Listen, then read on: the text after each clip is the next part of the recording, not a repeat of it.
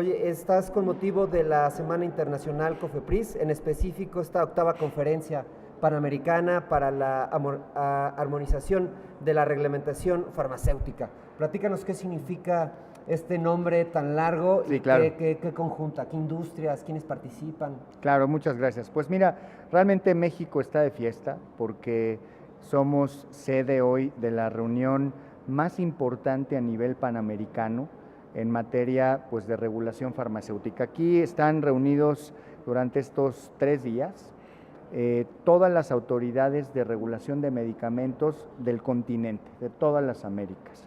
Puedo decirte que están aquí los representantes de autoridades que son muy emblemáticas por su robustez, como es la FDA de los Estados Unidos, Canadá, por supuesto COFEPRIS, los representantes de todas las autoridades centroamericanas y del Caribe, de todo Mercosur, las autoridades que hoy en día están tomando las decisiones más importantes en materia de medicamentos, principalmente para asegurar 2 cosas. La primera es que exista suficiente abasto de medicamentos en todas las Américas, con opciones suficientes que atiendan pues, claramente las enfermedades que están sufriendo nuestras poblaciones. Segundo, que además aseguremos que los productos que tenemos en el mercado sean de calidad, seguridad y eficacia. Y tercero, digamos, los retos que enfrentamos al tratar todos en colaboración las 37 autoridades que están aquí representadas, esos 37 países, intentamos buscar precisamente, como el nombre de la conferencia lo dice, convergencia regulatoria. No obstante, existan asimetrías en la regulación, en el presupuesto, en los recursos, en la infraestructura, hay consensos muy importantes de que en el marco de la Organización Panamericana de la Salud tenemos que sumar esfuerzos, colaborar transmitiendo conocimientos, cerrar la brecha del conocimiento y las asimetrías en los elementos científicos que utilizamos día a día para analizar los medicamentos, y esto que nos ayude básicamente a dar mejores opciones a los pacientes en mercados que sean competitivos y a mejores precios. Es una industria de miles de millones de dólares, de inversiones importantes en investigación para la generación de nuevos medicamentos, para prever una infinidad o todas las enfermedades de las que se tenga conocimiento. Pero cada uno de los países tiene sus propias características. Por ejemplo, en México el caso de la obesidad genera un grave problema en el tema de la diabetes. ¿Qué se está haciendo en ese trabajo? Y mencionabas un papel importante de los medicamentos genéricos para que sea mucho más accesible estos medicamentos a un grueso de la población. Claro. Mira, precisamente por el trabajo que ha realizado el gobierno de México en cumplir con una política farmacéutica que significa acceso a más medicamentos, a los mejores medicamentos de calidad y a mejores precios, es que pues realmente la red panamericana pues ha dado la oportunidad de que seamos sede de esta sesión. Y te lo digo porque la estrategia de genéricos de la República Mexicana es ejemplo realmente en las Américas. Por 2 motivos. Primero es porque respetamos las patentes farmacéuticas que tienen una vigencia de 20 años, pero casi de inmediato hemos generado pues, opciones de medicamentos genéricos que cuentan con la misma calidad, seguridad y eficacia. Y por tanto esto nos ha permitido pasar de un escenario en el 2010 en donde la penetración de los medicamentos genéricos era del 52%, es decir, básicamente la mitad de los medicamentos eran genéricos, la mitad eran innovadores. Pero se habían vencido las patentes y México empezó a introducir medicamentos genéricos de manera estratégica, considerando las enfermedades para las que eran necesarios los medicamentos. De tal manera que empezamos a emitir medicamentos genéricos y hoy hemos logrado de alrededor de 40 opciones farmacéuticas que tenían una sola opción hace 5 años, hoy hay 500 opciones. Es decir, pasamos de un escenario de medicamentos en donde 52% en el 2010 y hoy tenemos 82% de los medicamentos. ¿En un lapso de cuánto tiempo? En un lapso de 4 años y medio. Entonces esto es un ejemplo de un esfuerzo de un gobierno que de manera decidida cumple con una política farmacéutica pensando en el paciente, pensando en reducir el costo de bolsillo, en el costo de medicamentos, principalmente en el decil más bajo, porque te doy un par de datos. Los ahorros que se han logrado en estos últimos años con la introducción de genéricos son en promedio de 61%.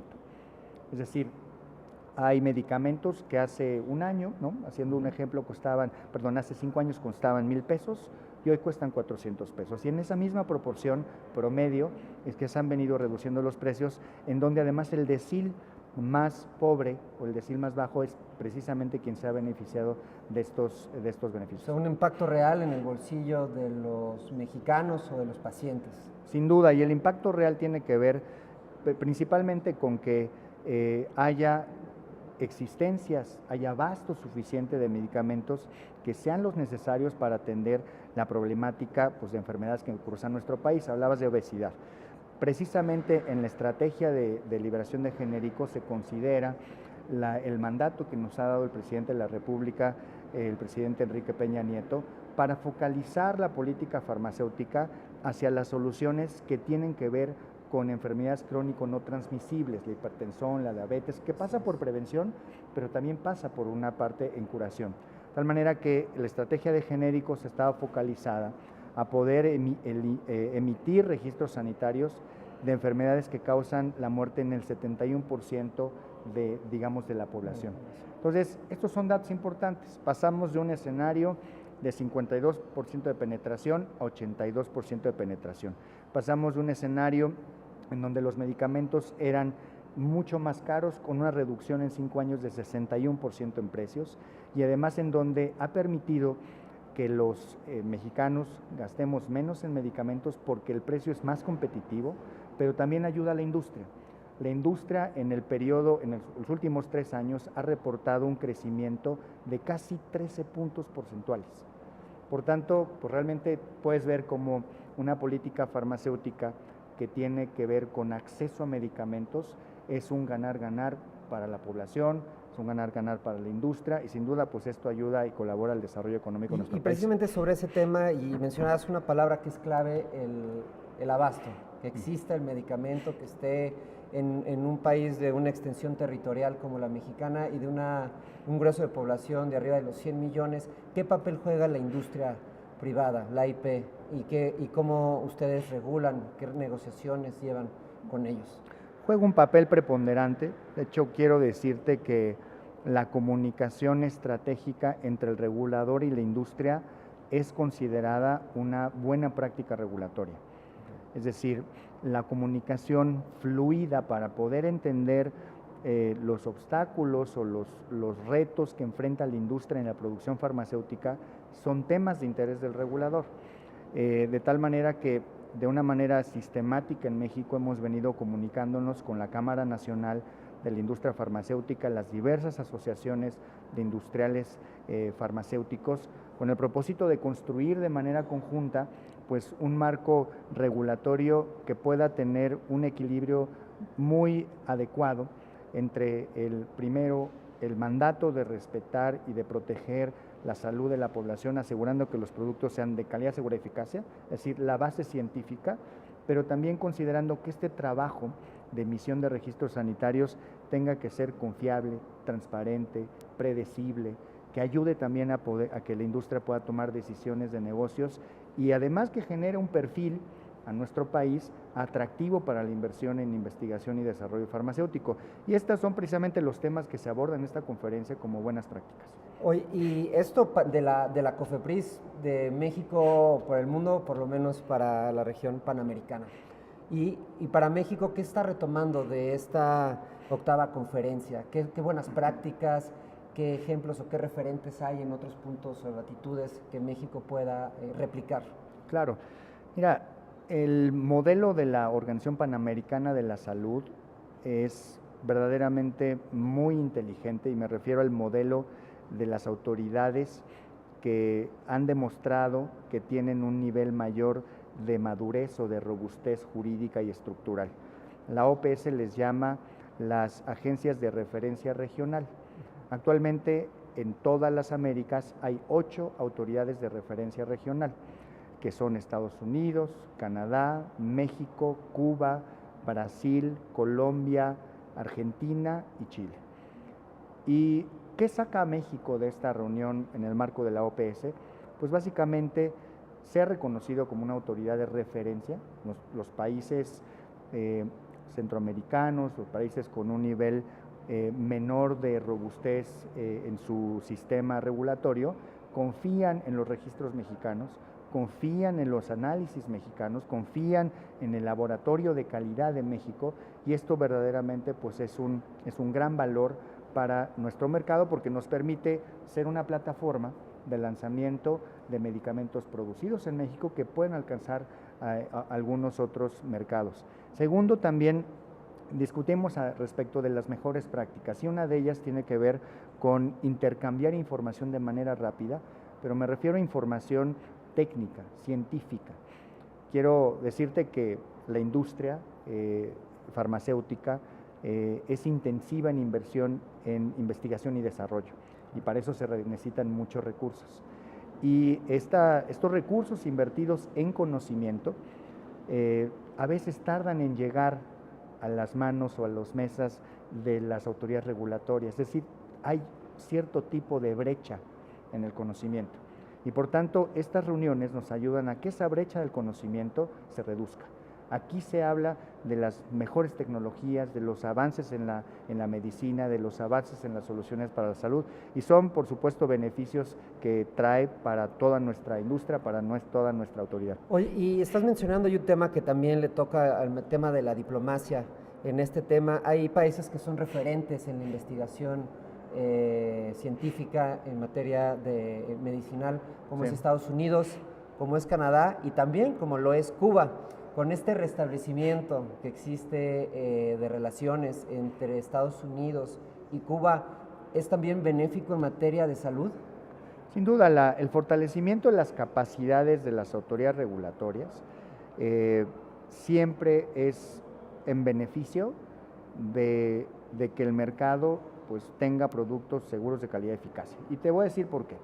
La Asamblea Mundial de la Salud hace 2 años, en una resolución muy importante que se le conoce como 67.20, así la pueden buscar en internet, esta resolución habla sobre la importancia de fortalecer las capacidades de las autoridades regulatorias, porque en la medida en la que se fortalecen, pueden conseguir los objetivos de acceso a medicamentos de manera más rápida.